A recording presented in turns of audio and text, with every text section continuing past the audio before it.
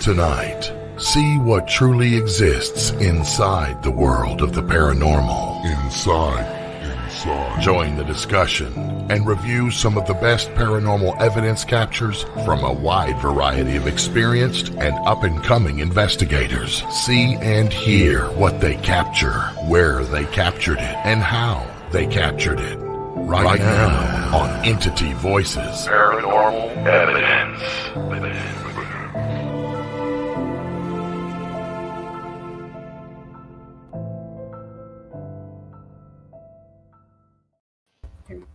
Good evening, everyone, and welcome back to Entity Voices Paranormal Evidence. Hello. Hello, everyone. Hello. Hope everybody. We're all here. Labor Day. We're all here. Yay. Look at that. Yeah. Is it too late to take the night off? Because I feel like something's not right. Yeah, something. Everybody's here. It's a little crooked. I feel crowded now.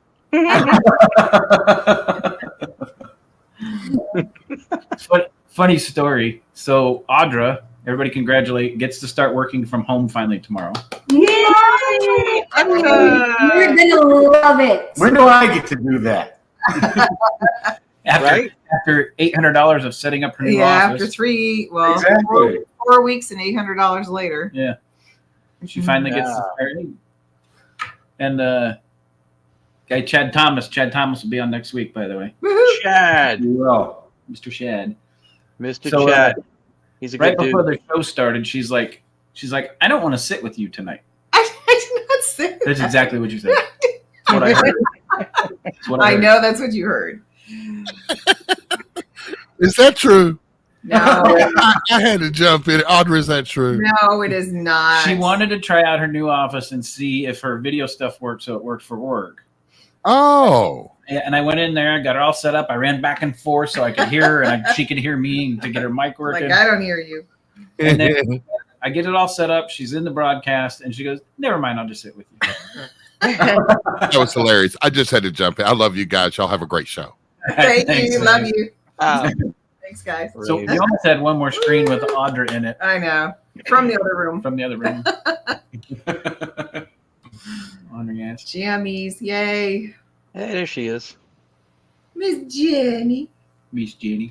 And hello to everybody joining. Dos Cocos. Dos Cocos back in town. Antoine, Raul. Yeah. I know. Those who've shown up so far. Jean's here. Thank you guys for joining. Kieran. Gio. Of course, Roger. Nice. Gio. Roger's here? Yeah, what a surprise. That's just amazing. So, real quick, I wanted to touch base with you guys. So, you're going to see a little bit of different formatting coming from us because, guys, with Chad Thomas, Chad might have some video clips from some investigations. He might not. We might just be talking to Chad and Jamie about their podcast. We might just be talking paranormal. That's what you're going to start seeing coming out of Entity Voices Paranormal Evidence. You're going to see, like the night we did the after death communication talk, where it was just a panel discussion between the six of us. You're going to see guest comes on. We've got a really awesome guest that's coming on in October that writes historical books based on paranormal phenomena recorded in the 19th century, in the 1800s, and they would actually make news articles about it. This gentleman has done the research for all these news articles and not investigated, but researched the locations and written books about it. So he's going to come on and tell us some history about the paranormal from the 1800s, which ought to be really cool. And these are actually documented stuff that he wrote in his book. So that'll really be a cool show. What up, Scott? Also, shout out to Alicia Gutierrez watching from the West Coast. Yeah, West Coast. He's awesome, as is everyone who tunes in. More awesomeness happening tonight. Yes. We're increasing our awesomeness. Speaking of increasing our awesomeness, we need to increase it just one more time. Turn up. What do you think, Ron? Should we what? Should we increase our awesomeness just one more step tonight? One more. Yes. Is it even possible? It is. See, Nicole. Nicole Chivanti. Yeah, no. You see how her name is spelled Chivatani, but Rich Michella did a promo for an event, and he does amazing voiceover stuff. And he read it and he goes, and Nicole Chiavanti. I mean, when it's not Chiavanti. So who the heck is Shivanti? It's Shivatoni. It's Yeah. Shivatoni. Yeah. With Ron Yavakati. Yeah. Yeah. That works. So let's kick up the awesomeness just one more step. Everybody say hello to Mr. Forget About It. Mr. Hey, Cool. Yay. You know where you are tonight. You're at Entity Voices Paranormal Evidence. I want to be on a Monday night. This is the best place to be. That's right. With all my awesome family here. All of you. Mr. Forget About It. You look good, man. Your haircut, beard cleaned up. Yeah, Like you know, fresh to death. Is it fresh to death? That's what you used to say? I don't even remember anymore. Yeah, I never said that, but let's I go with did that. fresh to death. Mr. we have gang signals. Sorry. Yeah.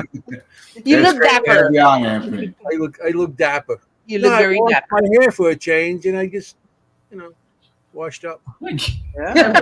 Just watch it. Thank you. Only Mr. Yeah. Simonelli come on and go, I look dapper. Yeah. I look dapper. Yeah. Hey, so how's everybody doing? Hey. Good. Good. How are you, Mrs. Simonelli? Hey, Nicole, forget about Nicole. Hey, how you doing? So, hey, real quick. That could be the whole show, by the way, Chris. Just him doing that. Just people saying hello to Anthony. Yeah, how you doing? And how you doing? Hey, my cannoli buddies there. My cannoli connection. Todd and Chameleon. So Anthony, tell us, what do you got coming up starting next month? Just a little thing called Seekers Chronicles Paranormal Historians. It's a podcast on ERRTV, on ERRT Radio, but my co-host with me is Jennie Collucci. Hey, Jenny. Very nice. And Kim Gaia. She's She's another one. Yay. Yeah. great. She's all psychic. She does the land and everything. And we're going to be doing a lot of places, historic places. And it's we do have our first guest they're going to be on, so I'll announce who they're going to be. Chris and Audra. Yay! That's one of our first guests. Our first episode is going to be about the Montgomery House. Nice. So, Nice. Awesome. Wonderful place. I've heard of that place. Yeah. Yeah. I heard about that place too. Hey, I know a guy, and it's going to be a great show, and we're going to do the history of the show is going to be based on. We're going to do historic events, not just paranormal, but historic events, and then we're going to do. Of course, we got to do something with paranormal, so that's going to happen afterwards. So that's going to be. You're right. Yeah. Yeah, it kind of does. Olive Garden's not real Italian food. Give me a break. That's awesome, though, Anthony. That's fantastic. Yeah, so we're gonna podcast on October 1st. It's Tuesday night, 8:00. No, I'm sorry. Yeah, Jenny, what time does it start? It starts at 8:00. 8, and we're gonna try maybe a half hour, 2 hours. We'll see what works out. But Awesome. so that's gonna be awesome. Super excited. That's Yeah, fair. we're very excited. We have a couple shows after that, already starting to be formed. So, it should be a good event, a good podcast. I'm looking forward to it. Awesome. Yep, it's gonna be That's awesome. cool. The airwaves miss you. This will be fun. Yes. Yeah, Tuesday at 8 p.m. because she's like the secretary, the researcher, the historian. Jenny's everything. I was just like, The treasurer. treasurer. Yeah, she's everything. There you go. You can't stop that woman. She's like boom, boom, boom, boom, all over the place. So Yeah. And speaking That's of amazing women, there's Courtney Peterson. That's all the marketing anybody ever needs. You're absolutely right. And she's fantastic. Yeah, she has raised the bar of support of others in the community to Olympic levels. She And has. we thank you. Oh, and speaking of raising stuff, Lourdes, I don't know what you sent out today, but I had put up a STATICOM project page. Yeah. And then I went, because she sent one to me. I'm like, wait a minute. I'm aware of it. I built it. Are you sure? Then I noticed by about 2 o'clock, we had gone from like 6 people on it to like 120. So then I realized what she did, and I turned around and did the same thing. Good. So now I sent. You can max out at 1,000. That's what I did. Page. So anybody who got invites to it and joined, thank you. There's going to be a lot of great stuff coming up about STATICOM on that page. So if you get a chance, follow it and enjoy all the stuff that's coming. So, but thank you for that. Well, It too. I'm like, wait, how did she? I'm like, oh, wait a minute, I can share it. And then I'm looking through, and it says how many friends max 1,000. Like, I can send this to 1,000. Click. Yep, that's what I did, and I was like, you all should do it. I was like, I have to tell them to do, but you did it, so that's good. But thank you for doing that. Of for course, We of course. call what is our PR. I'm almost as good as Courtney Peterson. Almost as good. Almost, yeah. Yeah, I just saw people coming in left and right. I'm like, yeah, there it is. Thank you. Yeah. So we have a page which we should have had for some time, but luckily Tony had the wherewithal to decide to put it up. Well, I found out when I was tagged in something, and then so was that. I was like, oh hey, we have a STATICOM page. Well, I was Googling keywords around STATICOM, and the STATICOM project was one that was used quite frequently because, every presentation, that's what it's, because I'm like, okay, this page has got to go up with that name, which of course is the banners behind us. But so that's what I did. And there's stuff you guys did, there's stuff we've done, stuff we've done together. So it's a nice mixture. I think your clips from the Haunted Manor, I think I posted that one today. Yeah. But our full presentation from Gettysburg is up there. I wish we had the one from Symposium, but we don't because we were all in it, so nobody could video. So I did. You did a little bit. Presentation, yeah. From Gettysburg, not the Symposium. Oh, yeah. Oh yeah. Yeah, but that's good though too. I think that was a good idea to put it up, and that to be fair and credit, because I think one of the reasons Lourdes appreciates Courtney so much is because Lourdes tries to do the same thing, and she does share. If you're her friend, she shares your stuff. She does. And, wonderful. And she told me it went from like 12 to 100 and something, 126, whatever. It's like 252. Now it's over. Yeah, so we try. We gonna get it higher than that. We here. I like how Courtney phrased that. But I'll pimp you out either way. Yeah. Appreciate that, Courtney. Thank you. Thank you, Courtney. Yeah. It was awesome with all you guys at Gettysburg with the STATICOM. Yeah.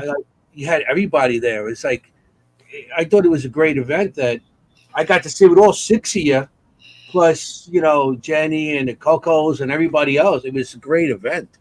It was.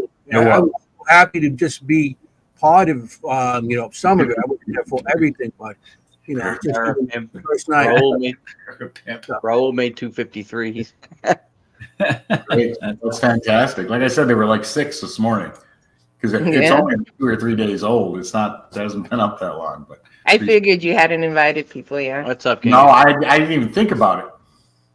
305, Jenny and Mondo down in Florida. 305 will be back on again next month, y'all. Yeah, we've made great friends, great relationships with people in all different parts of the country.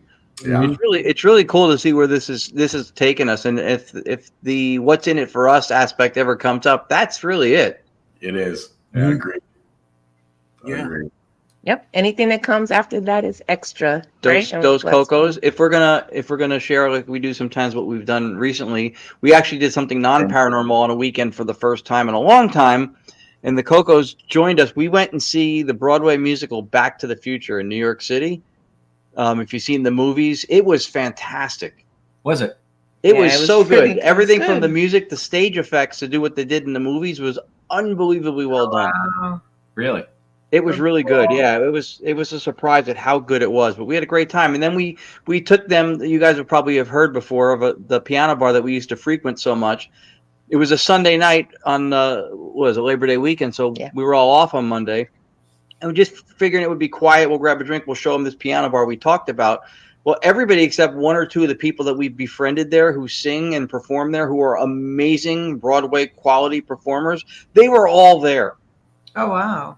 Almost all of them. And it was unbelievable. And they saw us come in and it was hugs and stuff. And then they got to see them sing a little bit and stuff, especially a couple of the ones that we've known for a long time. It was nice. It was just a really, really cool off topic from paranormal time to hang out with some of our friends. And we had a nice dinner over here in Edgewater by where we live. It was great.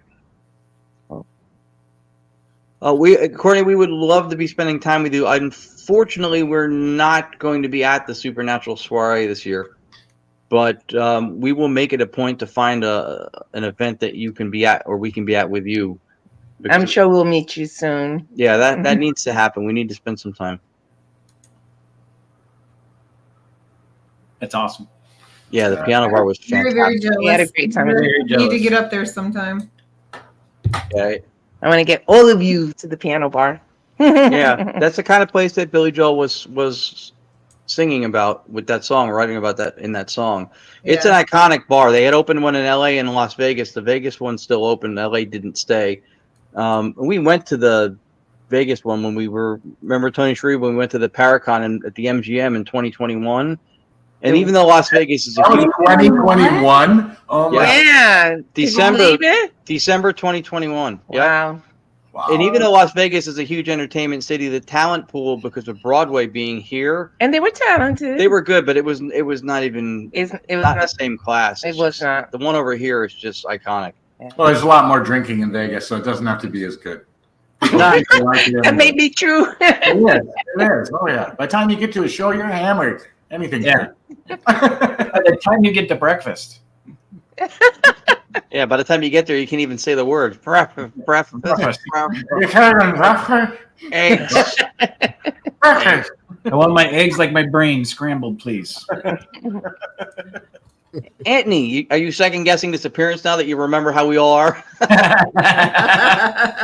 No, I'm used to that. He's too much. Speaking of Anthony's appearance, Anthony. the reason we brought Anthony on the show today is because, guys, welcome to the Collucci encounter. STATICOM strikes back. So this is the follow-up show to everything that we showed. God, what was it? 2 weeks ago? 2 weeks ago. 2 weeks ago? 2 or 3? About 3 weeks 2 weeks ago, I think. 2? Was it right before Labor Day we did it? Yeah. Okay. Yeah. So 2 weeks ago, you saw what happened to Jennie Collucci in room 158 at the Eisenhower. You saw our follow-up 15-minute investigation that produced about 7 to 8 EVPs in 15 minutes. Solid ones where we got the spirit's name. We started communicating. I started picking up what had happened in the room. Audra and I started getting the description. Tonight, you're going to see the follow-up from Anthony, who, of course, is a spirit sketch artist, and he's also sensitive. He did a reading a week and a half after, and nobody explained to Anthony what went on in the room. He just knew what happened to Jennie because he talked to her before she left. But unfortunately, Anthony had to leave that afternoon, so he didn't get to partake in what happened later that night. Yeah. So we're going to start with that portion, and then we'll get to STATICOM Strikes Back, because then the Rathmans didn't leave until Monday. And these crazy sumbitches went, hey, all that crazy shit went on in the room. Let's go see if we can rent it. Let's spend the night and run it. And that's exactly what they did, and that's what we're going to end the show with. So I'm going to talk to Anthony, and then we're going to hand the show over to Tony and Cherie. So, Anthony, tell us when you started reading, describe what you picked up. And everybody remember the show that we did last week, all the details, or the week before, of everything. And listen close to what Anthony picked up a week and a half later. Yeah, and Anthony, if you could also give him a really quick, small summary, like what it is you do with your art, because it really is amazing to see when you do stuff like this, especially in the context that you're going to see it tonight. I don't like that picture. That picture got me sick doing it. But what I do is with the spirit art. Oh, the one that looks like you? Yeah. Anthony, don't show It it. kind of does a little bit. I'm sure you didn't draw that from the next night, because that's. Oh, wow. Imagine. So go ahead, Ant. Well, The audience is going, what picture? What are they talking about? what we do? You know, Well, what happened was, Jennie did, a little video, but she didn't give me anything on it. So I don't listen to the voices. I just look at the room, and I seen images of a woman. Should I describe my picture, or you want to show it first, or? go ahead and describe it. Okay. Well, I just pick up these images and I just start sketching them, and I do a nice little setup or whatever. But I seen a woman on a bed, tied up, barely beaten, and needle marks and that stuff. I got the name. What they used to call her and why they called it to her. And drawing that picture, I felt nauseous. I had a headache, and I got dizzy and everything. I don't know if I caught the effect of what was going on, but she was barely beaten, and a lot of things were going on. They were doing things to her too, but she was. I got down. She was a prostitute, a hooker and stuff. Like I said, just talking about bothers me. And so I just drew the picture, and she was on the bed, tied up. I got the name,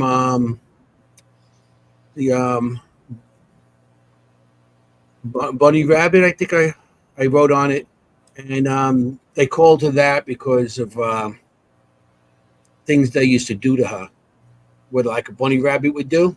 I'm not going to get into detail, but she was bloody and everything. So I ended up drawing the picture and giving it to you guys, and you said that, wow, you thought it was something that I wouldn't know, because that Saturday I had to leave Gettysburg. I had something going on at home, so I left in the afternoon. So you guys did the investigation that night, which I didn't know about, until you guys got back whenever later on.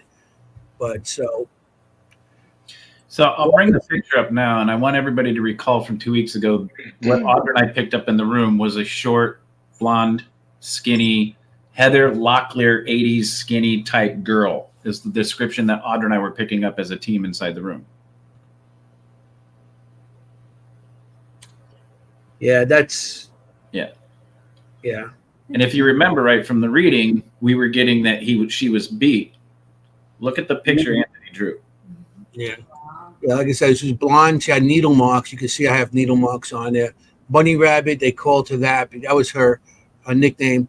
I feel she was hooked, and she was like between 18 and 20 years old. And she was tied up. She's supposed to be laying flat on a bed right now, looking up. And she wants her story told. And I don't know if it was ever told. She was not non-nutrition and stuff like that. I don't know why she was there, but she was passed around, and her life wasn't good. Yeah, if you remember right, this was a biker hotel in that time. So something like this, I don't know if you would say raped, but passed around is definitely a word you could use. It qualifies though too. Yeah. Yeah, Absolutely. That's what it is. Interesting Now, Anthony, that Alicia posted that also too, because she's also a very talented medium and shaman. very good. It was like when I seen that, because I just sit there and I just looked, and I get like a picture of my third eye, and I get like a old like a photocopy machine. You put you scan it, it scans down, and that's how I see these things. It scans down in my image, and that's how I get to see this.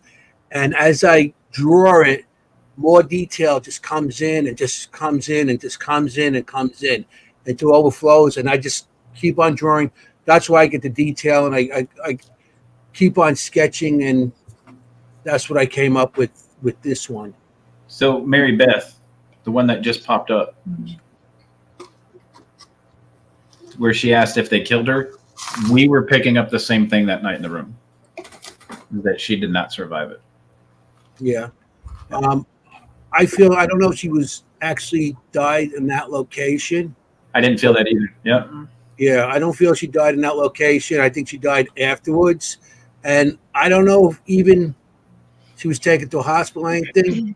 They might just got rid of her. Also, I think she was dumped up somewhere in the woods. there was one big bed in there one time. It wasn't like, the smaller beds, one big bed, and that's where it happened. And I know Jennie the next day the first day we found, we discovered that room was haunted the night before. A guy, Eric, came up and said, well, that's the most haunted room in the place. So we were just sitting back and relaxing. And that night when Jennie came out for breakfast, and she was sitting there, she had bruises on her arm. And me, Ron, and Lourdes were there, and I'm like, what's that? And she goes, oh, I don't know. And she was like trying to dismiss it because sometimes she's a little skeptic with these things. And Ron was like, look, that's fingers marks. And that's where I put my fingers. So look, that's where my pinky and my index finger than my, not the thumb, and my index finger, like the way it fit, it was like too close to like somebody really pulling her. So that night, I guess that's the night you guys went in there and investigated. I had to leave that day. Yeah. On the day. And what's amazing, I want to point out something that Anthony said, that it happened in one bed. At one time, there was one bed in the room, because what I also picked up with Jennie, I said, tonight, don't sleep in that bed, sleep in this one. And she goes, you think that'll change anything? And I said, yeah, I think it will. I think sleeping over here will change it. And she slept that night, not one problem, that same night, by sleeping on the other bed. And she even said that on the show, which was amazing. I just read that, somebody feels like he hated. Okay. I don't know. I just think, I don't know if he hated women. I just think he thought women were property. And like a dog, you're going to beat a dog if it's bad. Okay. And to me, that's hate. Yeah. To me, that's hate. But okay. Yeah. Well, no, maybe he is hate of women, but I think he hated everybody. Anybody that crossed these people, they would beat and maybe kill. Oh, yeah. It doesn't matter if it was man or woman. Especially women, because they showed the clip of us in the room. Remember the clip where I went, you're not going to talk to these, because the women kept trying to talk to him and he wouldn't respond. The minute I started talking to him, he responded a couple times to Todd, but the minute I responded to him, right, he would talk to me. And I went, you're not going to talk to these bitches, are you? And man, he lit that thing up and hit the dead bell. And it was like, that's the way he felt about women. You can call that hate, but that's and to answer Scott's question, we're thinking late 70s, early 80s. Late 70s, early 80s bikers, women were bitches. They were property. They were passed around. No offense, guys. I've already cleared this up. This is not how I feel by any means. But that's what I was picking up from Daryl.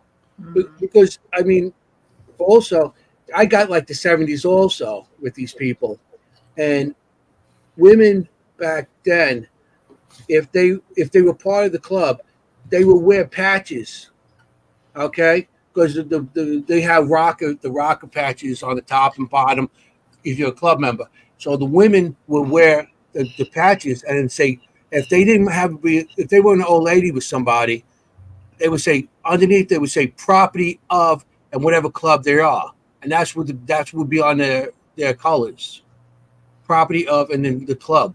Yeah. So they were just property, and like I said, they were passed around. Yep. And they became old ladies who may be a little different, but yeah. So I feel that,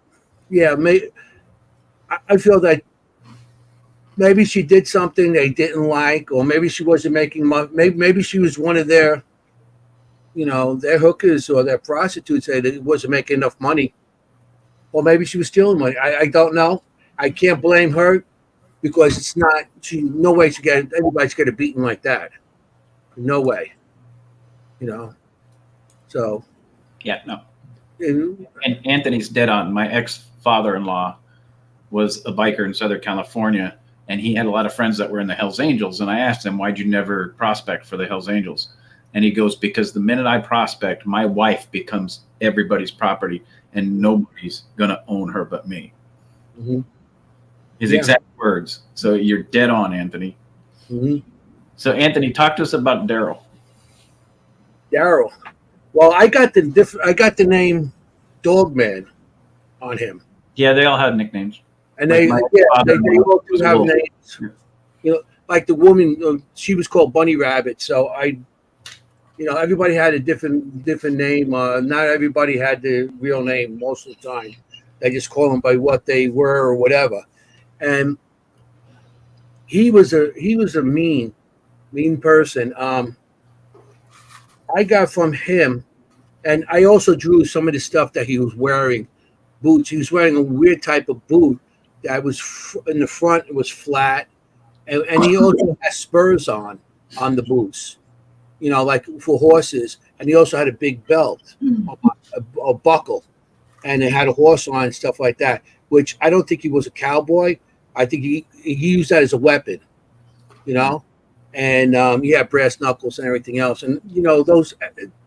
I hung out with a bunch of people too, a bunch of clubs that I used to know, and anything they had, they used as a weapon. That the cops, a belt buckle belt, the cop's not going to go up there and take your belt away as a weapon. It's just there, but you could use it as a weapon if you need it. Rings, whatever they had. So Daryl, he was a bad guy, and he had on his I got dog man on his vest, and also I got VP, and VP is usually the vice president of a club or something like that. And he was not a nice guy, dude rag, the hair hanging down and stuff, tough guy. Not a nice person to be around, and and I don't think, like I said, I don't think he was only like that with women. I think that was with anybody that wasn't a member or anything to do with the club also. So yeah, he wasn't a nice guy. So well, and Alicia said, and Cherie popped it up, is that she felt like she rebelled. I picked it up that night that he was pissed off at her because she did something she wasn't supposed to. That's what that's what I said. Something she might have. Yeah. I thought really like she was stealing money. She was taking money, and I think that was the reason that she did that. And they did that. I mean, they even tied her up. A little girl like that, they had to tie up and beat. That was very. He was a nice guy. He was a very mean guy, and I think he had a lot of stuff that he did in the past. Yes. I probably did some time or whatever, but. So, yeah, I'm sure they all did. So I want to pop up this picture first, but I want to remind you guys what Audra and I said we described that night. We said something that looked like a rough-looking Sam Elliott from the movie Mask, right? Mm-hmm. With Rick Springfield hair. So this is what Anthony drew. Yeah, I did. Yeah, the dog man, and I also have an image of him having on him somewhere. I think it's under one of the sleeves, but a pentagram. Oh, really? And, yeah. That's. But I think it was under the sleeve. Right on the front of his shirt. Huh? Right there on the front, one of the patches. You drew it. Yeah. But that's just like a star. Pentagram. Yeah, that could be a pentagram too. Yeah, but I know which one you're talking about. Yeah. What does that say underneath your name? Anthony Simonelli what? 2024. 2024. Oh, I'm seeing it saying Zozie. I can't see it. That's his alter ego, Zozie. Yeah, this guy wasn't a nice guy. He, as you can see, he had tattoos on his arm. One tattoo on his one arm here. If you're facing What's wrong with that? Facing us right now, it's like the left, but it looks like a drag. I thought maybe it was a dragon's tail or a snake's tail coming down. And the other one did have like a pitchfork or like a fork from the like a devil or something. Yeah. That's what I was thinking. An upside down Triton. That's what I was thinking. Yeah. Something like that. He had it. You could see he had his shirt open, showing his hair and stuff like that, and he do rag and everything. So he wasn't a nice guy. He really wasn't, and I actually could see what he did to her with the beating and everything too. So check this out, y'all. An upside down pitchfork tattoo can have multiple meanings, up to and including gang recognition, gang identification, or gang power. Wow. Look at that. In that case, if it has something to do with gangs and stuff, maybe one of the clubs, we could look it up, see if any of the clubs out that way. I can tell you a dragon tattoo was very popular among 70s, 80s bikers that stood for stature. Yeah. So that's what I could see a little bit on it. This is the stuff he was wearing. Okay. Big-ass buckle. Those Ohio people are. Huh? I said Ohio. You know how those Ohio people are. I know. Yeah. But I don't think he was from Ohio. I think he had it because it was a big belt buckle, and he could use it as a weapon. And the boots, I drew more of a front and the side, what they would look like. Okay, those ones didn't come out as the way I would like them, but you could see there's a spur in the back on the boot. There's like a spur out the back. The belt, like I said, the belt was had like gold lettering on and a silver background and everything, and then the horse and stuff. I even looked up.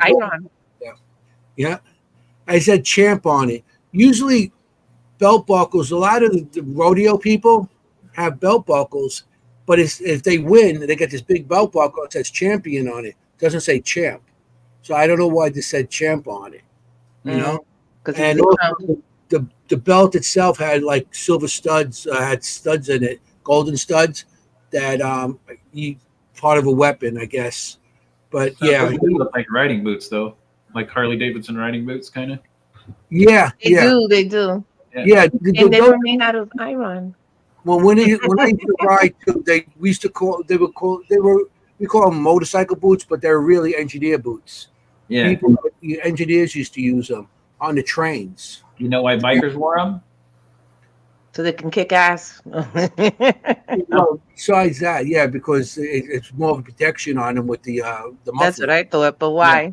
So the heavy-tipped engineering boots, when you go to shift with your foot, wouldn't wear out. Cowboy boots, it would wear a groove and a hole in the cowboy boot from shifting with your foot. Okay, that makes sense. So they would wear the black riding engineering boots because it was a tougher toe and it would last longer when they would shift. And they were so ballerina tipping toes, those toe shoes. I rode, those boots were so uncomfortable. You couldn't walk far with them. No, you go anywhere, you have to put something else on. Oh yeah, they're very uncomfortable. Well, the ballerina ones with the tip, they're uncomfortable because it's hard and it's like flat. I never rode my motorcycle with ballerina tips. Yeah. Well, it's specifically for that. That's what it reminds me of. Not too late. I can tell you, I used to ride a lot when I was younger, and I had a pair of cowboy boots that I rode with, and I wore a hole in them damn cowboy boots, and they were my favorite pair. It pissed me off. And then I realized why people wore riding boots, because the softer leather of a cowboy boot, it'll wear through when you shift. Yeah. Later on, they put a little they used to put cushions on where you shifted and everything. Yeah. So they had like a little cushion in the front for the wear. But this guy wasn't a nice guy. He was. They were all 1%ers. Everybody there was a 1%er. And I did look up a couple clubs in those areas, and they were affiliated with some of the mainstream clubs that are out. So, Anthony, explain to our audience what 1%ers mean. 1% is when they were in a motorcycle club. They don't call them gangs. They call them clubs. And the motorcycle club, if it's a 1%er, that means because most of the guys out there riding are just guys like us that just regular riders and stuff. 1%ers are usually the guys that all they do is ride, and they're in these clubs that 1%.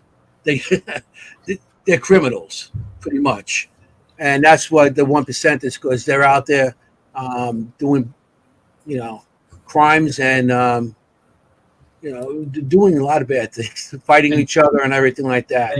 And some of the original bikers were very racist. So the 1%, the 1% meant that they were 99% Caucasian. No, thanks, man. Yeah, which means I could never get into one. So yeah, I mean, actually, Tony's the only one probably could. Well, Anthony. I never rode with anybody Pacific, and I rode pretty much by myself or with family or friends, something like that. But riding with those, I mean, I used to work. I told you guys one time I was working in a adult establishment, and I used to hire these guys to be my doormen. HA, they used to be my doormen, and you give them free drinks and you give them a couple bucks, and nothing happens in your place, right? So they didn't care about the floor gravy. Yeah, but so it's. I did it. Got her to roll her eyes. Oh, she did it like 3 times already. No, but that time I actually got that. Audra. Yeah, so I mean, so he was probably a 1%. He probably did some time here and there and stuff. Right. Dogman, I don't know why they called him Dogman. I did look up people that were called Dogman in the past, and some of them actually brought up dogs, bulls and stuff like that, or some other stuff.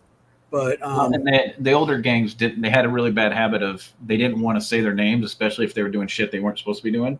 Mm-hmm. So every member of the group had a nickname, and it was somewhere relatable to him, right? Mm-hmm. Like my ex-father-in-law, he loved hybrid Timberwolves. He had 2 of them for pets, so they called him Timberwolf. They didn't call him by his name because if his name was ever brought up, you didn't want it connected to anything that could put you in jail, right? So they gave them all nicknames. Yeah, everybody had a nickname, and sometimes it's easier to remember a nickname than somebody's name. And sometimes you got like 10 guys with the same freaking name in the place. Mm-hmm.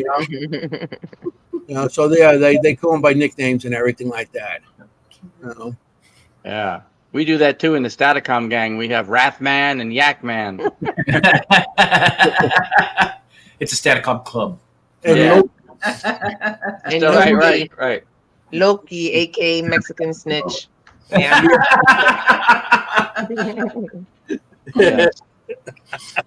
That was awesome.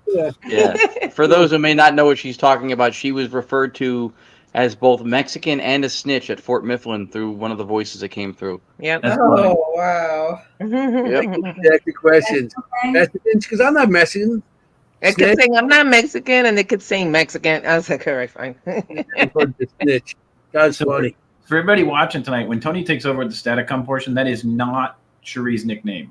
For everybody watching, she is the Filipino hurricane. It's okay, low-key, Mexican or whatever. Mine is different. I'm like, okay. Cherie got called much worse. Much worse. Oh no, I got some, but you call you my crazy Asian friend over here. I've been called the N-word. I've been called a lot of stuff, but I like the Mexican Snitch. It's kind of funny. Yeah, it's better than the N-word. It's better than the N-word, yeah. Yeah. So for everybody watching, the reason I wanted to bring Anthony on is because I wanted you to see the connection of the readings. And what's even more intriguing is Anthony described how he picks stuff up, how it's like a copier and it slowly goes like this. What's amazing is the way Audra sees stuff is like a Polaroid picture. That's how I see it. Yeah. It's a snapshot. For some reason, I hear it. I can almost see them like they're in the room sometimes, depending how strong the energy is. Daryl, I could see standing there. It was one of the strongest energies I've picked up in a long time, and it was amazing. That night was, I shouldn't say amazing. Well, the experience was amazing, right. For such a small room, and at the bash to top it off with really close friends. An unexpected investigation. Oh, good God. Yeah, where'd you see him standing? Because when she went across the room. Jenny went across the room with the thing. I seen him towards the back by the slide doors. Mm-hmm. So when I first entered the room, I saw him in the corner next to the air conditioner, and he moved over by the door where he would peek out and watch the pool. He was standing right in that area when I first walked in, and Carmella got the same thing like that. Mm-hmm. Because when Eric was telling us about the that room being haunted on that Thursday night, he says that people report a man looking out that back room. They said they actually see the curtain pulled back and saw a man looking out of it. And what's funny is before Jenny even told us that, I told her, I said, he watches what's going on at the pool. He peeks out the window and he watches what's happening at the pool. And then Jenny goes, "Oh my God, you won't believe what Eric told us." So it was, that room was intense. Yep. Yeah, that's interesting. So and now they only found out that room was a haunted room like a couple of weeks before that, because him and Steve, Eric and Steve, were doing investigations, and they were in that room, and everything was going off the charts. And they got the same level EVPs too. Get out. They didn't want him there. Yep. Yeah. There you that go. was interesting. Yeah, that was good. Yep. There was so many collaborations, even like Carmella too. Yeah. All of you picked up the same thing at different times without knowing each other's thing. Yeah. It was intense. Mm-hmm. Yeah. And what was, so if anybody that's ever, Audra's seen this, Anthony, you saw it at Trans-Allegheny. When I start reading a room, when the energy's intense, you see me, I fiddle with my hands. My hands start shaking. I can't keep my hands stop moving. The whole time, the minute I connected with that room, it was nonstop. I was sweating. I was shaking. The energy in that room was incredibly intense. It was amazing. Yeah. Now, with that being said, the crazy ass Rathmans in the Filipino hurricane. I like that name. The Filipino hurricane. So Very quickly, first before you show anything, the picture of Cherie, you didn't show it, right? That's another picture you're thinking of, right? Yeah.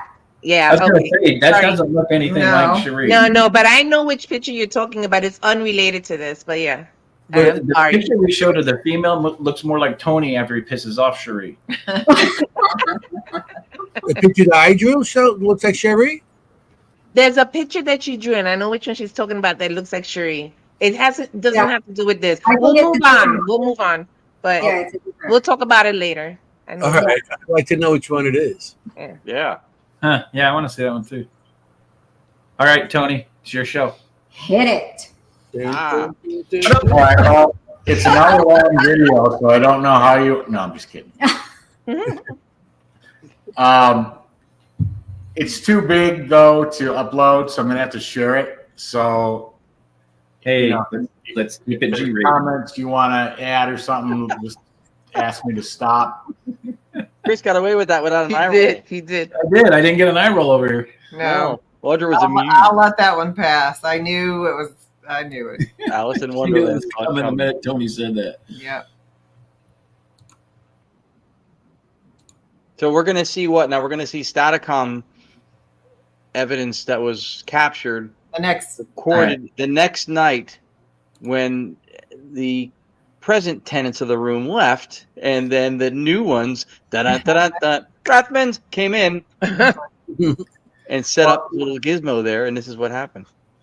The good part is I was worried about maybe some of the verbiage in here getting us kicked off of.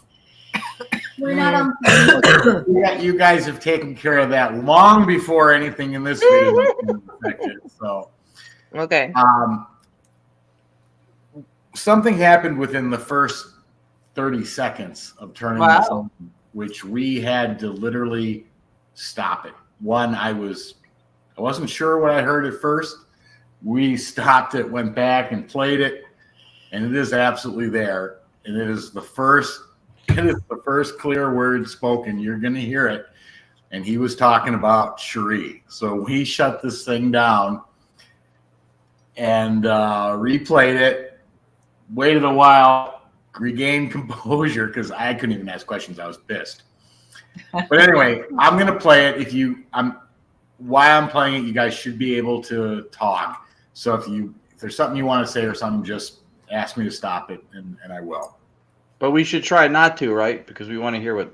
Correct. Yeah, I mean it's 9 minutes, so it's a condensement of about 2 hours Oh, wow. Right. Okay. running STATICOM in this room. We can be quiet for 9 minutes, especially if we don't know when to talk and when not to talk. So. Okay. All right. So with that said, now I'm hoping this doesn't blow your ears off because STATICOM does not give me the ability to adjust sound on a shared screen. Scared. So let's hope it doesn't. But Ears. My ears are sensitive. well, don't cover them. You'll miss the Yeah, what he first said. So Okay. here we go. But I want to make sure it doesn't pick up from my mic. Okay, here we go.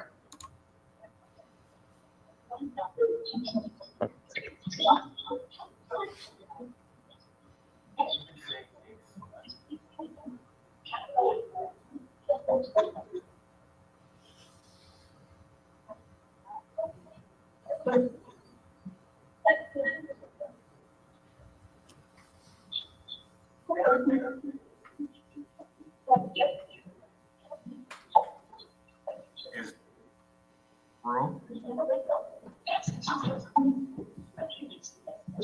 Yes, something. Yes. Is he in the room right now? Daryl. What's going on? I don't know, but Tony, I don't think that said something. I think that said Tony. Hold on. There's too much talking. Hold on. Yeah, and I would mute your microphone too, because I think there's a little echo from the sound in your Maybe microphone. we should all mute. Yeah, we should mute. We don't need to talk through this. We can talk afterwards. Let's all mute. Yeah. Yeah, but I noticed the audio cutting in and out. I don't know why it's doing that. Did you share it? Oh, let me double check. Maybe that's why. Oh my God, I bet you that's why. Hold on one second. Yeah, share the audio because it sounds like it's picking it up from your other speaker. Mm-hmm. That very well could be. 1 second. How do I? Yeah, there was an element of echo there. That Let's try this again. All right. Yeah, I don't think I hit share audio. That could very well be the problem. Mm-hmm. Oh, that's not what I want.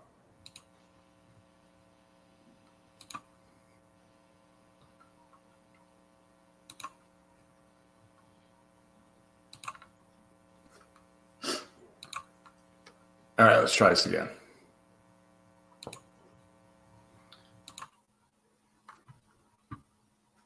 Let me know if this is better. I'll try to turn ours down.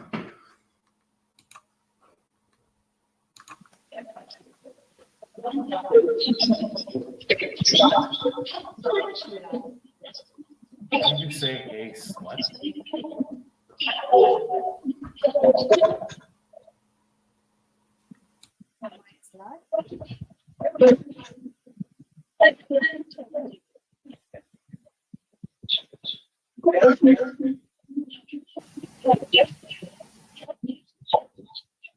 Is room? Yes, something. Yes. Is he in the room right now? Daryl.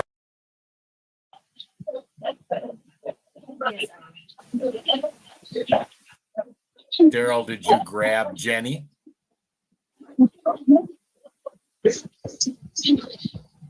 Spirits, is Daryl in this room?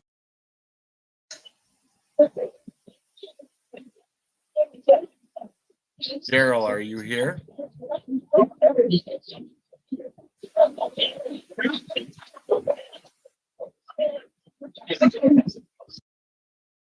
Daryl, if you are here, why we have a question for you. Why did you grab Jennie? That wasn't nice. Daryl, are you going to answer?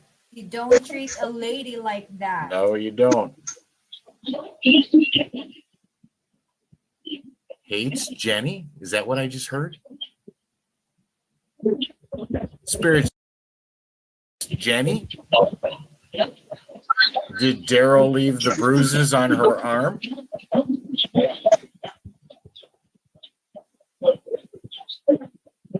What bruises?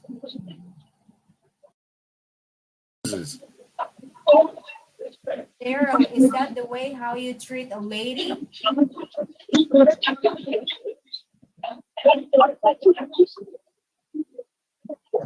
They sound panicked to you? They sound a little.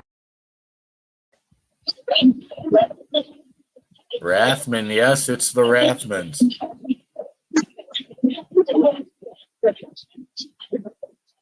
No, not vengeance. We're not here for vengeance.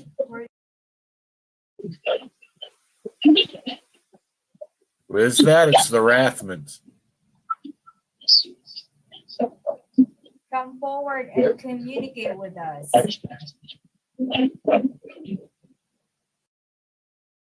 Spirits, are you aware that Daryl was in this room?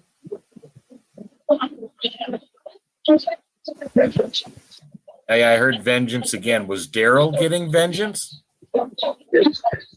Yes. Jennie. What did Jennie ever do to him? Daryl, if you're here, can you please say hi to us? We want Daryl. Yeah, I would like. Daryl, are you here? Daryl, why on earth would you have done that to Jennie?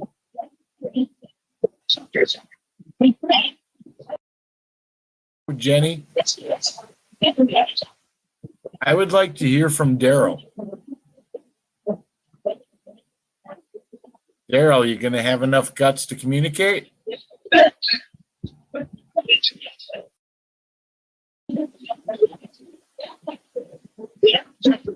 Daryl, were you in room 158 2 nights ago?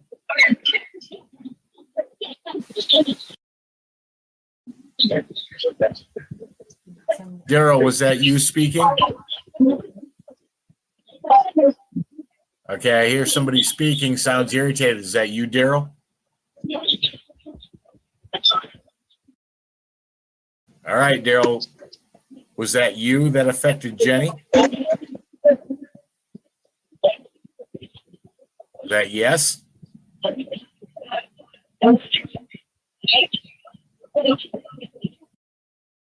Why'd you do that?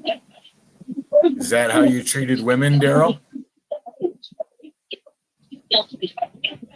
Do you feel more powerful if you treat women like that?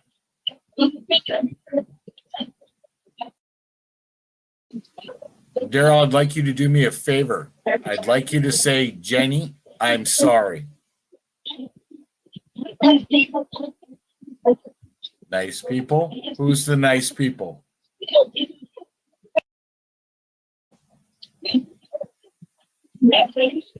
Daryl, are you going to apologize to Jennie?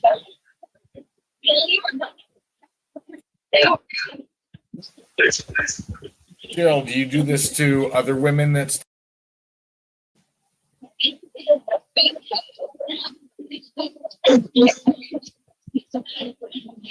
Daryl, are you going to respond?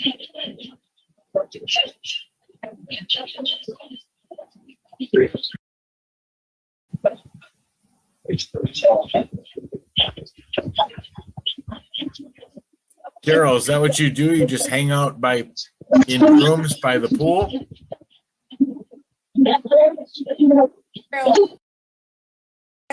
Jennie's attention, that's why you grab her.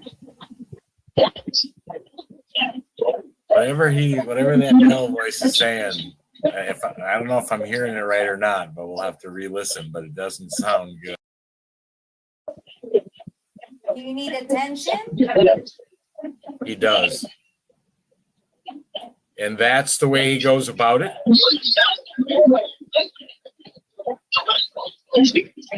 Okay, you got our...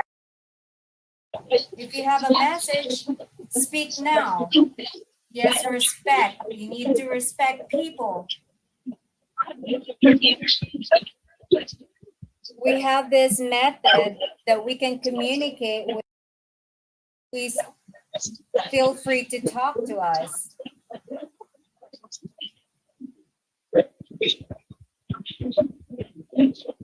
Our friend told us she had a dream. She was being pulled out of bed, woke up, and had bruises. Is Daryl a good spirit?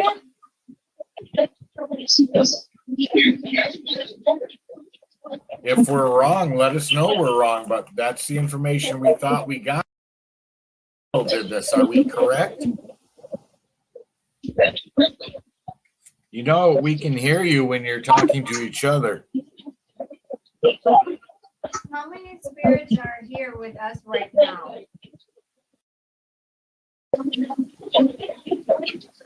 Are there any spirits in here right now? Because I can feel someone's presence here. I'm getting goosebumps. All right. And a little cold. Were any of the spirits that we're communicating with right now, were you in here last night?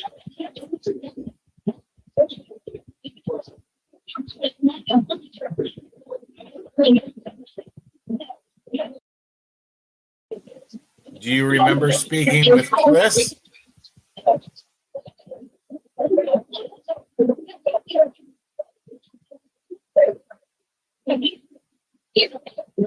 Or Audra? Carmella? Or Todd and Carmella?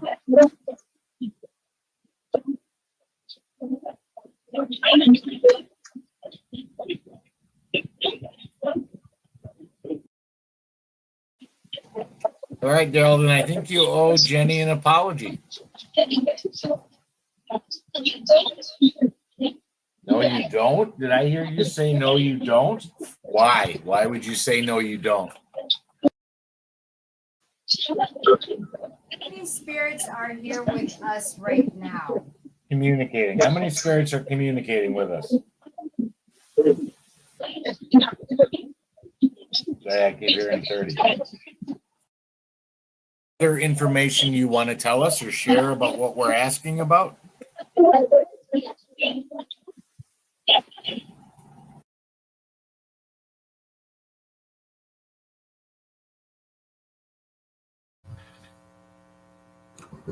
So I apologize for some of the audio that got cut out. This was a disaster of a recording audio-wise.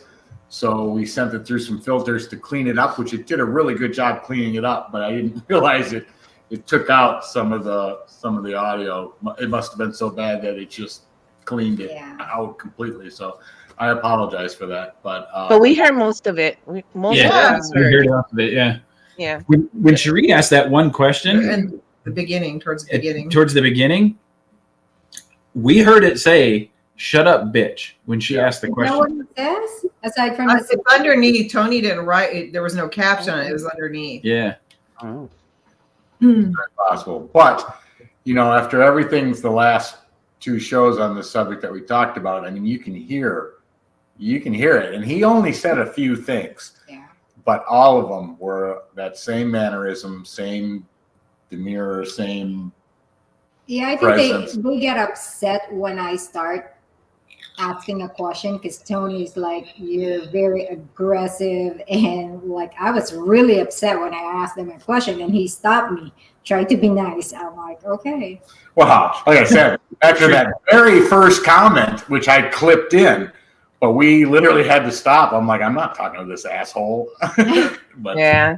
Well, what we found interesting is that you guys got, and he also bites. And Alicia had commented earlier about biting.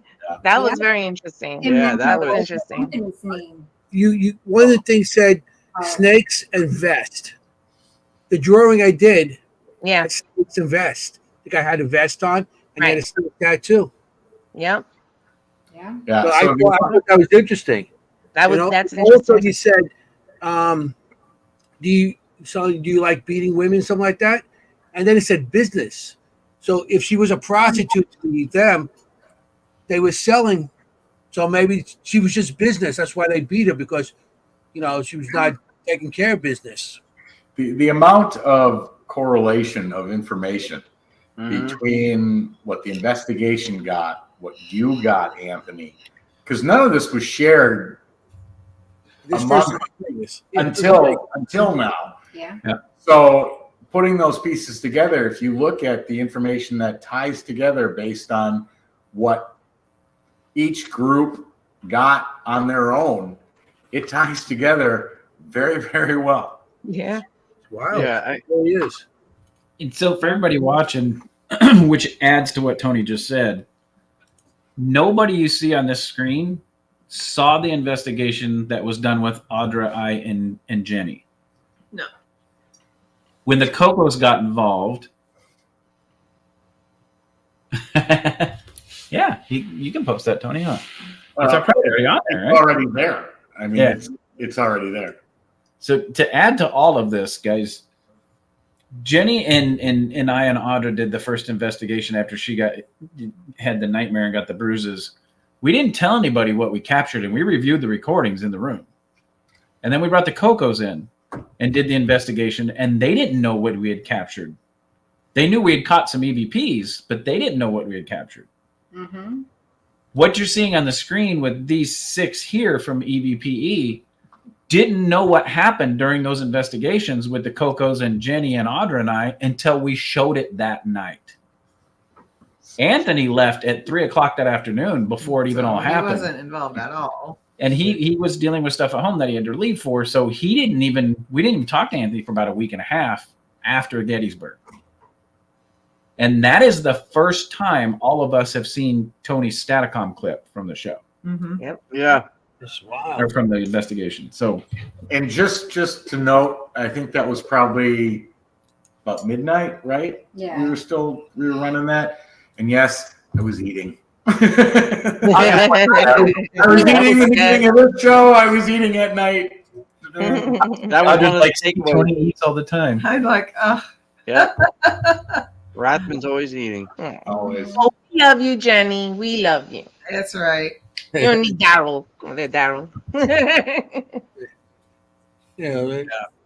That's a systemic progression of a thorough investigation. You had someone who experienced something just by happenstance, right? Because she was in the room. Then assessments were made on what may have happened based on the bruising. Then you guys, Chris, the Cocos, had a preliminary investigation using equipment that is prevalent in the field, recorded data, got responses. Anthony, off-site location, using something that we don't believe is bound by any kind of locality, reads and assesses and draws, and it correlates with the first stage that has already taken place. Then Rathman in this crazy STATICOM thing, whatever that is, goes and he nails down. That was a phenomenal STATICOM session. Yeah. It was abundant with relevance. It correlated to things that were not only recorded, both in recording and recorded in the preliminary investigation and in the mediumship investigation offsite that Anthony did. But even to the point of tonight, where, like, again, Alicia mentioned the thing about the biting, the snakes and vests, naming the Rathmans, addressing things, the sausage thing. Okay, perhaps T-shirts are in order once again. In case y'all didn't know what that was for. Yeah. Yes. In totality, that's how you do an investigation, folks. That's my point. Yeah, That's how you do an perfect investigation. summary. How that unfolded at every step of the way and covered different elements, different verticals of how you can investigate an occurrence, a location. That's amazing. I mean, really, to me, that's phenomenal. What you guys all did as a collective. That's fantastic. Yeah, I absolutely. I mean, even the audience and the Cocos, Carmella, it really is. And you guys, really, we need to go to 158. We all need to go. Can we all stay together? Yeah.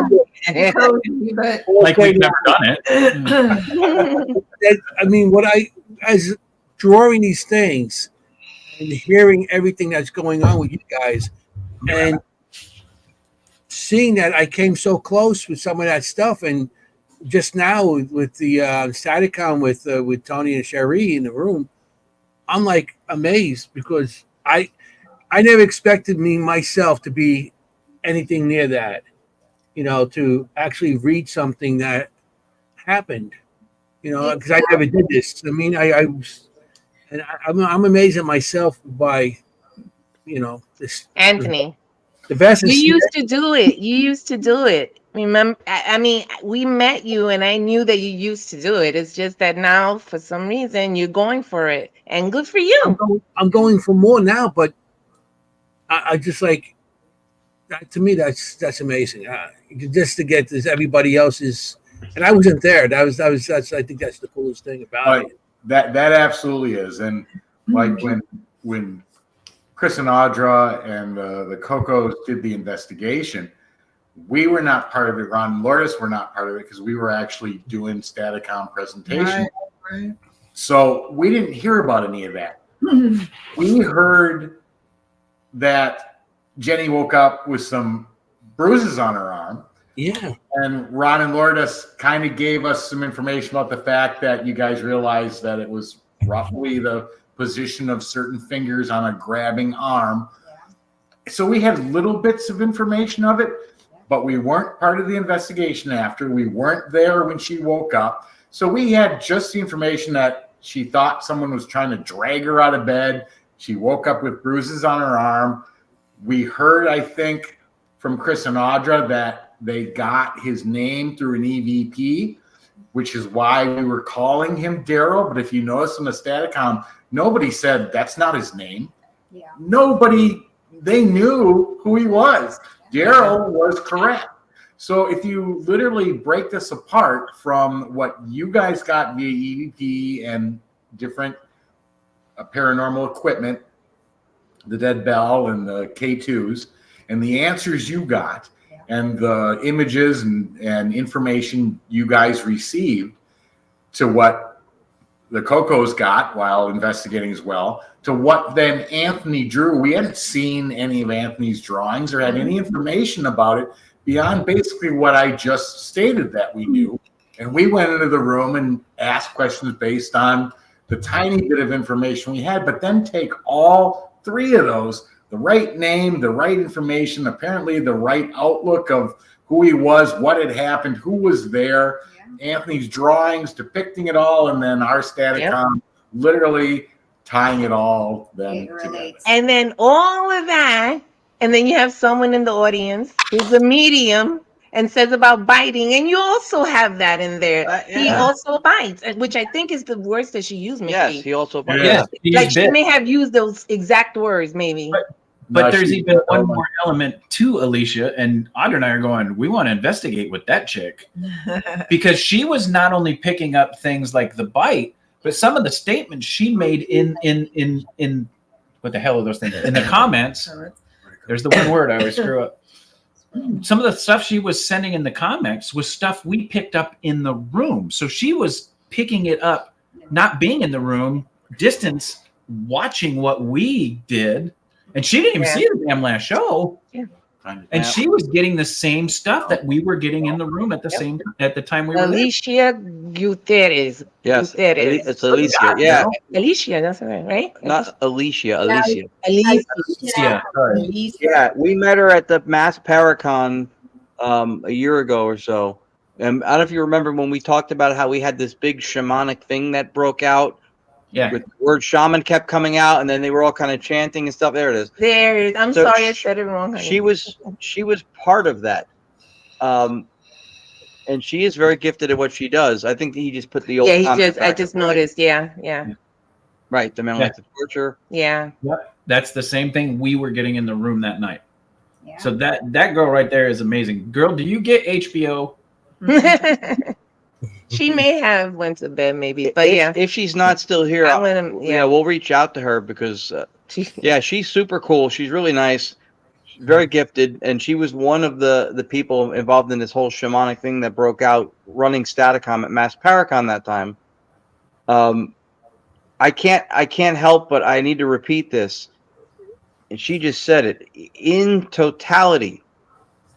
What happened? that all of you guys did was exemplary. That's unbelievable. Because even culturally, when a study comes out, one study is interesting or compelling, but when independent institutions have identical findings, that's when culturally you have an impact. That's when, like from like a medical standpoint, even right when you go, we need to pay attention to these findings because it's happening across independent institutions. You guys operated independently, right? There was an experiencer, a preliminary investigation that involved mediumship and equipment. A second, what would you call it, ex parte investigation through psychic mediumship and artwork that Anthony conducted, completely in the dark to what had happened thus far. The Rathmans went in completely in the dark to what had been found, drawn, or happened thus far. And actually, the drawings happened after the STATICOM session, both not knowing what each other found. And the dialogue that Tony and Cherie produced through STATICOM was freaking amazing. Oh, great work. That is completely independent, collaborative, corroborative investigating, nailing down all the different fine points of how this field should freaking work. If I had a mic, I'd be dropping it, and I wasn't even part of this thing. Kudos to all you efforts. That's amazing. That's how you do shit. Thank you so much. What? I can't believe it's That was really good. all these different parts, like you say, Ron, all came together to get this woman's, to get the story out. She wanted her story told. Yeah. I feel that it took a bunch of us to actually, notice and give her something, her story try to be told. It's just that we didn't get her name. That's what I was just about to ask. If you guys got a name, you didn't get a name of her name, right? I got Bunny Rabbit. That's Yeah, a nickname. Bunny Rabbit. I don't think we ever even asked that We didn't question. ask. We didn't No. ask. We were more going after Daryl than I never even thought of asking that. That would have been. Well, the reason I didn't ask her name that night is because we weren't. It was what we were picking up that night was the residual energy about what he did to her. Mhm. It was Daryl that was coming through, and the name just popped into my head, and I went, "Is your name Daryl?" And that's when he came back on the EVP and said, "It's Daryl." Right, and not And it was focused on the not the focus, but not the harp or deep dive into something else, but how we talk about when we speak with STATICOM and analytic idealism is reality being fundamentally mental, right? So now you have Anthony offsite tapping into the same stuff that you guys saw, third eye, felt and experienced and response wise, and then Tony tapping into the same thing. So you don't have experiential states that are stuck in bed sheets and wood, and what you have is the representation of what that place is and what happened there fused Noodles into a collective memory or experiential state of the place. And you all separately at different times, and time is something that we experience, man-made construct, right? Yeah. All tapped into this at what for us would be different times, but for the location would seem to be part of a universal mentation that is tied to that location. And holy shit, you guys nailed similar experiences that are associated with that one location. So from a universal consciousness and us being little fractal parts of it, you guys support that position collectively. What this happened here collectively, and then Alicia doing the same thing. Yeah, that was kind of Tonight. Again, no time space. She connected to the same location and the mentation that's associated with the representation of the place. Holy shit, you guys did! It's amazing. Really is. The most unbelievable part, though, is when the comment came through. Hated Jennie. Yeah. How do you hate Jennie? How? I know. Yeah. Has anyone in the audience ever met Jennie Collucci? Yeah. Exactly. How do you hate? How? So those of you in the audience that have not met Jennie Collucci in person, you cannot not like this woman. No. She makes Disney look evil. This woman is such a phenomenal person. Yeah. If you don't like her, there's something wrong with you. Get her and Audra together, and birds start singing and chirping and flying around, and little fairies come flying in. And it's like, That's what I'm saying. At the end of the video, Tony floats away with an umbrella. He didn't share that part. Leaves the chimney. But you know what, though? Go back to what Alicia said before, too. She said about a hate for women, right? Yeah. Only if you were going to have a bias and a prejudice towards somebody for their gender or anything like that could you have a hate for Jennie. Right. That's the one thing Jennie could not help but be female, and that was something that he hated. And there it is in STATICOM later, days later, and then unbeknownst to the other parts of the investigation. You guys really did collectively pull off, to me. That was really good. It was an amazing collaborative, non-aware of being collaborative. It was very enjoyable. Really, I mean, it was such an amazing how it unfolded was, I think, probably the most amazing part of the whole thing. That's what I enjoyed. Yeah, I think this was all great. Like it tied. I love this. No, it was great. So natural. It was so awesome. Nobody could have created their findings. And you can't have the wishful thinking, hearing what you want to hear, pareidolia, BS stuff in any way because you weren't aware of what there was to expect. Right. Geo is probably That's usually the case. And to add what Audra was saying, guys, when we go to Gettysburg, I mean, we literally we have apps on our phones. We always take a digital recorder. Audra always takes her K2. When we go to Gettysburg, it is just about being with the people we love, the people that you see sitting here in front of us right now. We don't take equipment with us because we don't plan on investigating. This whole thing laid out in Gettysburg, we weren't planning on doing a damn thing but having a good time and being with the people that we care about. And this is how it turned out. Yeah, you went to put Jennie's back. That's right. Because the minute we found out Daryl was effing with Jennie, I'm like, let's go check this shit out right now. Nobody messes with Jennie. Kokomo's one equipment. Yeah. It worked. Even to that, it worked out. They won equipment. They used the equipment. It just flowed so nice. I think the Cocos have equipment at all times. Like we even wondered at the Broadway show if the dead bell was going to go off. We didn't know. And guys, I did not take my buckets, Gio. No. Gio. No buckets. Nope. The only dark I planned on playing in was in the room, but Tony and Cherie were sleeping with us, so that didn't happen either. So what? No birds singing now, are there? Surprised I didn't get kicked under the table, but it was. I wanted these two shows to happen so bad because I knew in my heart, even though I hadn't seen everything, that it would all connect because of what I felt in that room. I was like, this has got to happen. We have to show this stuff. This is phenomenal. Yeah, and you know what? We have categorically defined the Rathmans as innovators, as people who are doing this stuff for the right reasons. They did not have to inconvenience themselves and change rooms, but they did. They did. They're passionate. We wanted to experience it. We didn't get to be in the investigation, and the only piece of equipment we had was STATICOM. Luckily, we had it. Do you need anything else, really? Well, but yeah, food, because food. It's just a voice. And granted, even though we don't know exactly where they're coming from and who they are, it's just a voice. But when you can tie it back to what every other piece of this included, and it fits, then there's so much more relativity to the basis of the story, to the information that went from you guys, what you were getting psychically, to the instrumentation, to what Anthony drew, to then what was confirmed with vocals through STATICOM. I mean, it is that, like Ron said, that literally just tied. Did you two sleep in that room? Yeah, we did. We spent the night. Tony can sleep anywhere, guys. Yeah.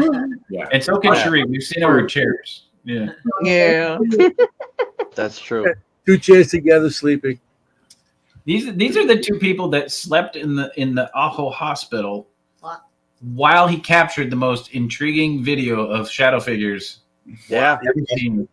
the holy grail of shadow figures, I would say. Yeah, which, by the way, this past weekend at the NDE Experience STATICOM session we did at the Hoover House, we showed that video The shadow. to the attendees there, to a bunch of them at the end of the night. Yeah, we did. Yeah. Very Aw, cool. thank Hey, you. was that ever shown in the Pine Bush? Do you know? I don't know that it was, and there's an interesting story behind it that I'll share with you when we talk. But Okay. it needs to be shown, and that's why we showed it. I'm glad I have it to do so. Okay. I was just curious. You Yeah. This was amazing tonight. Really, both shows was amazing how everything came together. So there's a comment that I want to pull up really quick. I know Cherie usually pulls them up, but I want to show this one. Personal experience is everything no one will ever believe. Mm-hmm. Yeah, that's brilliant. It is very brilliant. Mhm. But there's also a subset to that. Not when you're dealing with paranormal researchers and investigators. Because every chance we possibly get, even when we don't bring equipment, we find people that have it when something's going down so we can record it. Because we've dealt with skeptics and people that doubt us for so long. It's like, fuck you, we're going to show you what's happening and what we're experiencing. Mhm. Yeah, they'll doubt even with equipment. The biggest red herring we need to stop chasing in this field is some kind of a consensus objective truth. Yeah. It doesn't exist. Yeah. Everything, even when you use equipment, your assessment of it, your participation in it is subjective. Subjectivity is unavoidable. To say that an objective truth is going to be found is untenable. We need to abandon that idea. What happened here was independent subjective experiences through investigating through different tools and applications and methodologies came together and gave a resounding unity to what was gathered. Yeah. That's phenomenal. And my hat's off. Respect for everybody here has already been at an all-time high. But I'm proud to be part of this group and everybody who was part of this investigation from this, because that's phenomenal. I know That's really how you take the subjective experiences and you tie this back to what is a representation at that place that incorporates people's independent and subjective experiences, both in who you were communicating with and then the recordings and findings that you guys all put down independently. It's phenomenal what you guys was did. so good. Everything from the two shows that it makes me feel like I was in the investigations with you guys. Yeah. And that's how it makes me feel. It was so good. I mean, I'm like, this was good. And every one of these things was spurred on by the passion that we keep us in this field for the right reasons, right? It could have ended with Jennie's story. It didn't. It launched an investigation. You guys went in to see what you could figure out and find out and to address it. Anthony wasn't asked or hired to do what he did. He tapped into it and saw it. He used what he's able to do, and he brought something to the table. Then the Rathmans could have easily said, oh, that's a nice story, and stayed in the room they were in. They changed rooms and rented that one for the night so that they could do what they do in the room. Everybody stepped up of their own volition because they're the best at what the frick they do. I'm proud of you guys. That's amazing what happened. It was fun watching this. Holy shit, Yeah. that's cool. I mean, we're tooting our own horn with the show, but I can't help it. It was really good. You guys are a part of it. You kind of started the ball rolling when Ron said you don't doubt yourself, Jennie, and then that kind of spurred her on, and so you guys got the ball rolling. So if we had any influence, we're grateful that we did. But what you guys each independently did in all three of the investigative components was great. of your own volition, because you're curious and because you do what you do, all of you, and it's freaking amazing the type of people that we're involved with. Yeah. Who put this together. These episodes happened because you guys stepped up and did what you did, all of you. Thank So you. guys, if you didn't watch the first show, you should really watch it and see how it all ties in to both two shows are really great shows to watch. So Yep, it's called the Jennie Collucci Encounter Attack at the Bash. Yep. And then this one was titled, if you guys weren't paying attention, STATICOM Strikes Back. And apparently, Forget About It strikes back too. Yeah. And Staticom breeds sausage was also glad not a we bad thought thing. it. That was funny. I forgot that one was in there. Huh? The small element that we're all missing. You heard me say what I said about Mrs. Collucci. This all stemmed from how much we care about those of the people that we get involved with in our parafamily. And when Collucci told every single one of us that something happened to her, we all stepped to. Yeah, good point.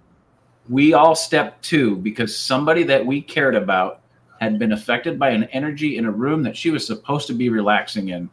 And all of us stepped the fuck up and said, fuck you, bitch. We're coming in and we're going to call you out because you're not going to mess with somebody we care about. Right. Yeah, that's right. And the Rathman said, not only are we going to come in and step up and do what we do, we're going to eat through it.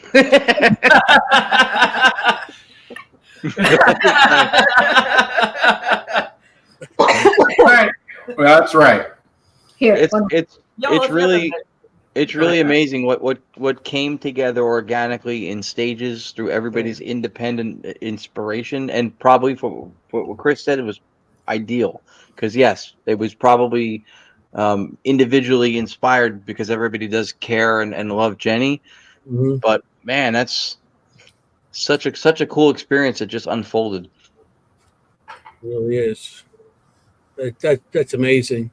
It's And you believed her? Of course I did. Absolutely. you know, There is no one on this planet that I care about that I don't believe in. yeah. It's the people that come across like Daryl that I have no faith in. mhm. But everybody you see on this camera right now, I want to make this statement loud and clear. No matter what you see, what you hear on social media and all that other bullshit, these 7 people, amongst some of the people that we've talked highly about tonight, are in that wheelhouse with Audra and I. So let's make sure that's clear. Good place to be. I believe in everybody that I say I care about. And the reason I believe in them is because I feel them. I know their energy is pure. And anything coming out of anybody else's mouth is nothing but horse shit. Sorry, guys. Had to say it. No, we appreciate that, Chris. And Thank you, sir. can't think of any place better to be than in that wheelhouse. Yeah. Circle, our Guys, circle. amazing. I was thinking about that movie too. Where do you want to be? Do you want to be in the circle or do you want to be out of it? Yeah. You want to be out of the circle. And let me tell you a little secret. We might be quiet, but being out of that circle is not a good place. Yeah. It's a Phenomenal evidence brought together by phenomenal researchers and investigators. Phenomenal collaboration that was not connected in any way prior to what you saw on these shows tonight. Right. And that is the most, like Ron said, that is the most impactful statement. Anybody that saw the first show and saw the second show, if you didn't see the first show, go back and watch the damn thing, because nobody involved in all of this had a full collaboration of what happened. So everything you saw happen generated, like Ron said, naturally, consciously, and in a state of mind that we're all connected with. And it all came together in so many different realms. It's insane. It is crazy. Yeah. And if you don't believe that the paranormal's not normal, you're not paying attention. Yeah. Normal is not normal. Yeah. And thank you, Anthony, for being our guest tonight. Yeah. Those drawings were awesome. I thought being part of this, I feel like, wow, just to be part of this whole thing, you know, and not even being there, that was. Well, your pictures are wow. What Yeah, you do is amazing. Really, And what I- you do is amazing. And I'm going to speak for the whole team, and I'm sure they all feel the exact same way I do. Mr. Simonelli, you will never not be a part of anything the 6 of us are a part of. Agreed. Yeah. Agreed. You know that, sir. Yeah, that's kind of like that's an honor, really, because you guys are all amazing. When I got, got to be with all 6 of you at the same time. I thought that was wow. That was very cool. You know. And we were all thinking the same thing about you, brother. Exactly. Yep. Exactly. You know, I was so thinking of cannolis. Yeah, I was wondering where the fuck mine were. Yeah, I bet Raph had one too. You always, yeah. Daryl might be focused on sausage, but we want to know where the fucking cannoli. Yeah. They Next came time, home with static me. cannoli. That a cannoli. Jenny bought me half a dozen cannolis up there in Gettysburg, but we didn't get a chance to eat them because I had to leave so early. Oh, She could have gave them to us. I know. What the heck? Hold Well, on, that let's was the rethink this whole Listen, beloved I would Jenny have left my thing now. clothes Hold on. behind before that. The cannolis come home with me. Yeah, we need to. She kept those cannolis. Yeah, if Jenny kept the cannolis, we need to rethink this whole beloved Jenny concept now. Hold on a second. Yeah, wait a minute, Jenny. I just pretty much pictured you and told all the audience that you're an angel, and then you let him take the cannolis home? What the hell? Nobody really knew I took the cannolis. I was going to leave them behind in the room, but Oh, I don't know. I left the beers behind, but I took the cannolis. I Leave took the those. cannolis. Okay, we can forgive you on that one. Priorities. Priorities. But, yeah. I needed something to eat on the way home. I needed six I of them. understand that. I Six of them understand never made it back. Completely 5 hours, 6 cannolis. That's about right. All right, guys, we have gone off the rails like usual. all right. But what I want to say is thank you to our audience for coming out. Yeah. Thanks for hanging again. Not for watching us again, because we'd probably do this if you weren't. But for watching what we do, we enjoy sharing it with you. We enjoy sharing all the love we have for each other with you guys. Most of all, we enjoy sharing something like this with you guys. Not only does it show you that we not only come on and we show the people that come on our show, we show their evidence, but we actually get out there, we actually do it. We've said it 100 times, and we've proven it to you that many times too. And we will continue to do that to show you guys that we are true in not only what we believe, but in our hearts and the belief that we have in the paranormal community and how to move it forward. That is the true belief of the people you see on the screen in front of you right now. Yeah. And the only way we believe that is to stay haunted. Guys, you stay haunted, we'll stay haunted, and we'll continue doing what we're doing. We'll see you guys next week. All right, guys, have a good night. Good night. Be Bye. good. This September.